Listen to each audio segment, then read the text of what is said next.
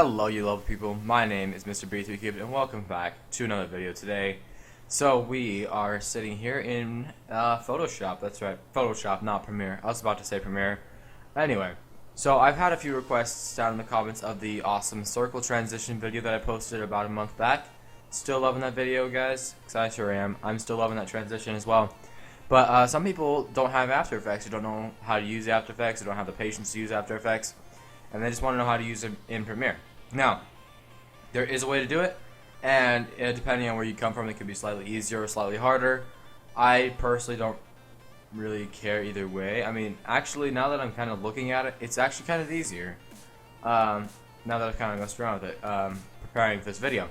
So, the first thing you have to do, though, is before you can even go into Premiere and start setting things up, you have to have a picture of a circle, or you have to create something with a circle.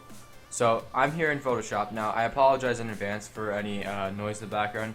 Also, this tutorial will be kind of fast paced, and I kind of expect you to know what you're doing already.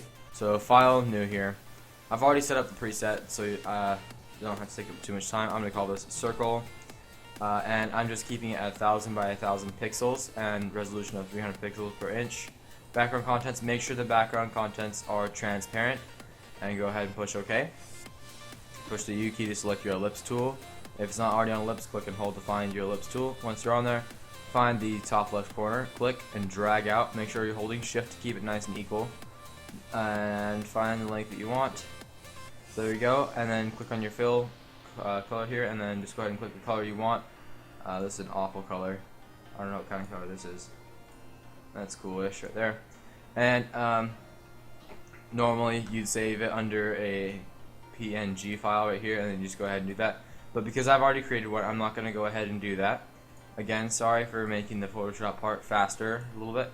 I just wanted to get through that. But now we are in Premiere, and I can actually show you what we're doing. So I have this little set up here. If you missed the last video, or if you're just starting from this one, here it is.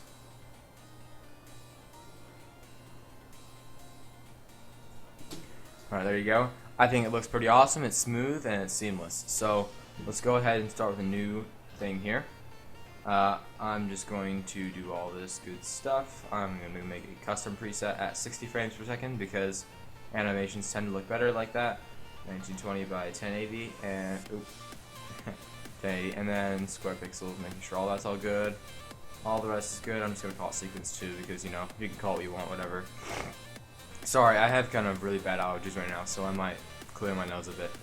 So the first thing you have to do is you have to get your two pictures together that you want to use without the transition there. Zoom in so you can kind of see really closely. Now you want to take that circle, actually you don't even have to do it with circles. You could do it with whatever shape you want, and you could do it with no, you probably couldn't do it with a letter. I was going to say you could do it with a letter, but I was going to say no, you probably couldn't. It's probably cheap. Probably wouldn't have enough like surface area. I am talking like way too fast. I need to slow down.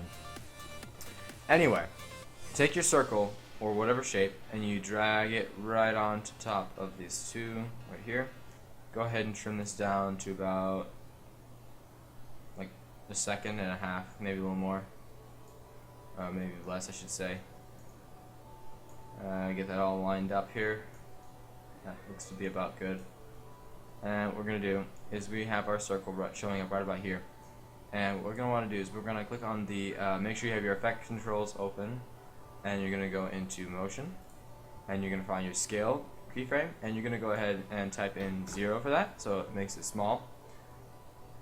We're going to highlight the very beginning of this clip here, go ahead and push the keyframe for scale, drag to the end of this picture here, of the circle, and then add another keyframe.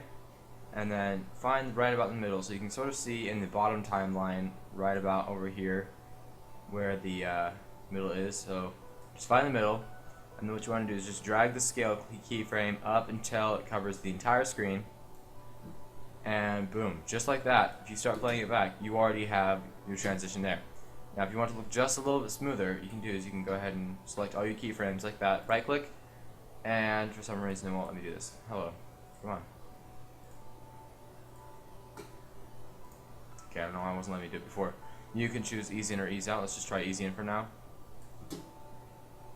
And there you go. I rather like how it looks. It's really simple. And yeah, like I said earlier in the video, now that I kind of seen what you can do with it, it actually makes a lot more sense. So yeah, I'll play it one more time just in case you missed it. Boom. And then you can just keep working on your video or movie or whatever you're making and have that be your awesome transition. Now, if I recall correctly, let's see here. No, never mind. That's only an After Effects thing. I was going to say you could put a shadow behind it, but I was going to realize that that's an After Effects thing only. Seriously, I cannot like talk today.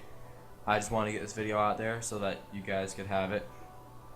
And so, yeah, that's about covers it. So, I hope you enjoyed that tutorial. I hope it was of assistance. Happy movie making, and I'll see you all in the next one.